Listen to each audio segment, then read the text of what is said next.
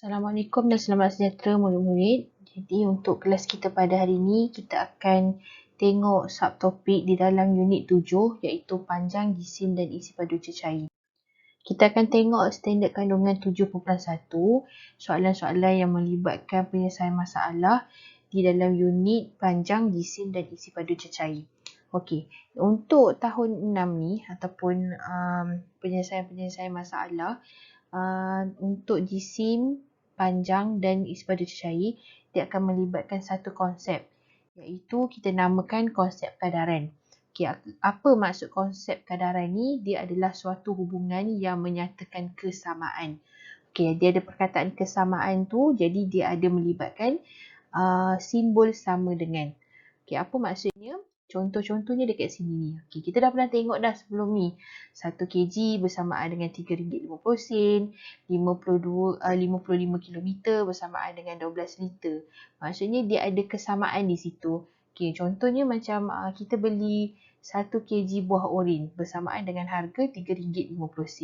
Jadi penyelesaian masalah dia mungkin dia tanya berapakah harga untuk 2 kilo buah oren. Okey, kita akan tengok macam mana kita nak selesaikan masalah-masalah macam tu. Okey, contoh soalan. Ada seorang penjual buah-buahan, dia menawarkan harga 2 kilogram buah mangga bersamaan dengan RM10. Okey, dia minta hitung harga bagi 3 kilogram mangga. Okey, kita bayangkan, kita pergi kedai, penjual tu kata, okey, saya tawarkan 2 kg bersamaan dengan RM10. Jadi, kita pula tiba-tiba rasa macam, nak beli 3 kg lah. Agak-agaknya kalau 3 kg, 3 kilogram mangga, berapa harga dia? Okey, macam mana kita nak buat? Ini kita boleh namakan konsep kadaran lah. Okey, kita tengok ayat pertama, penjual tu kata 2 kg bersamaan dengan RM10. Okey, jadi kita kena tanya dekat dia mungkin berapa kalau 1 kilo ya? Kita nak tahu harga untuk 1 kilo buah mangga.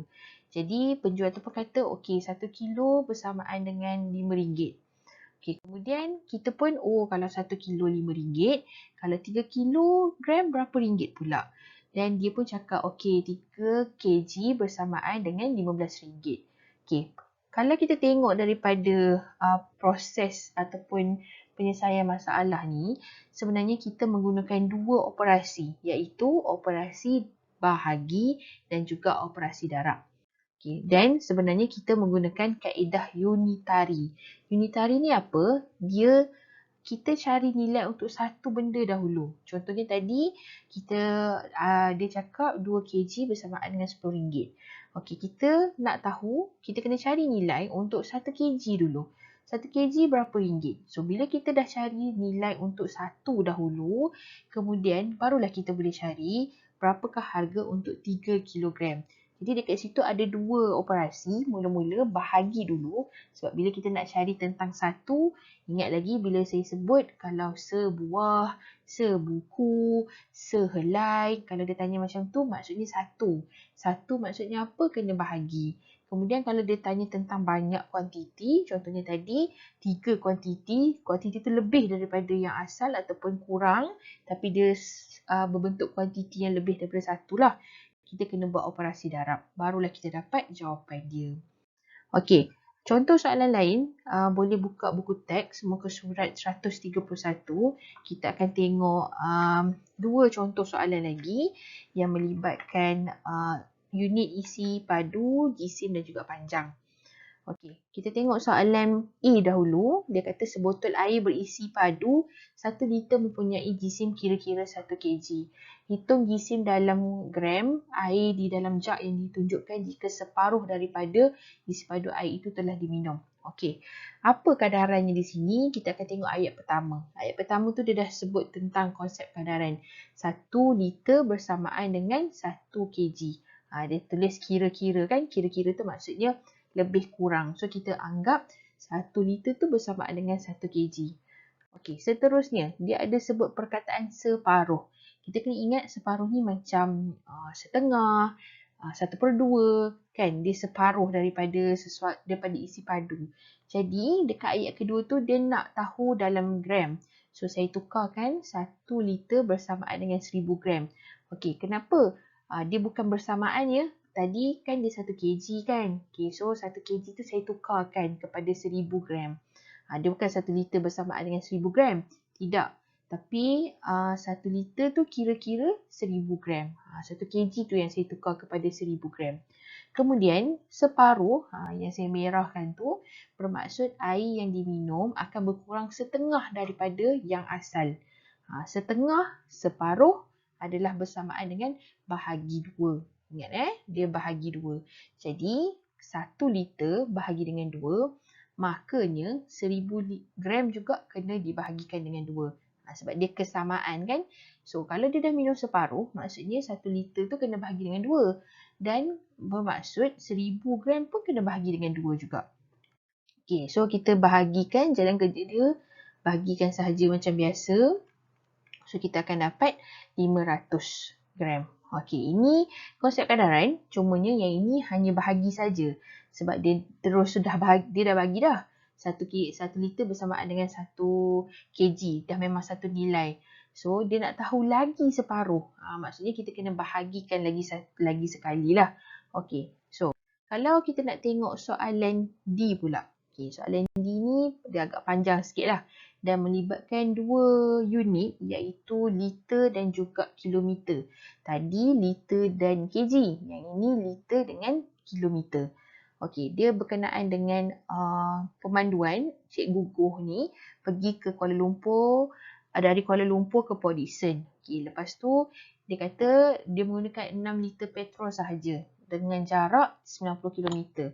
Okey, berapakah isi padu? Dia nak tahu isi padu dalam liter petrol kalau dia memandu kereta yang sama dari Kuala Lumpur ke Bukit Kayu Hitam. So, dia nak tahu dengan jarak 510 km tu berapa liter yang digunakan, berapa liter petrol yang digunakan.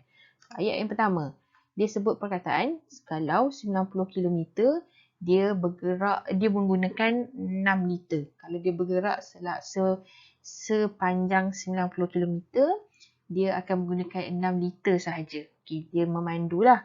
Okay, kemudian soalan dia tanya, kalau 510 km berapa? Berapa liter?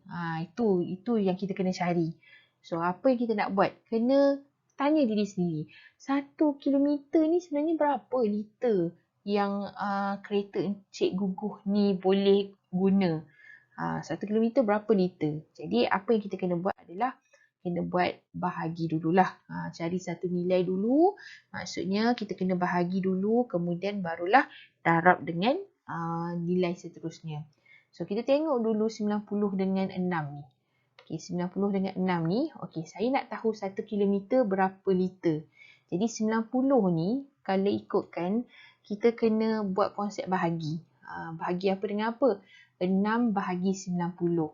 Tetapi kita tak pernah bahagi kecil ke besar kan. Jadi kita membuat konsep seperti pecahan 6/90. Boleh. So kita nak tahu 1 km bersamaan dengan berapa liter. So dekat sini pun sebenarnya dah ada jawapan dah. 1 km bersamaan dengan 6/90 liter. Cumanya 6/90 ni boleh dipermudahkan dengan bahagikan dengan 6. So yang 6 bahagi 6 ni kita akan dapat jawapan lah sama dengan 1.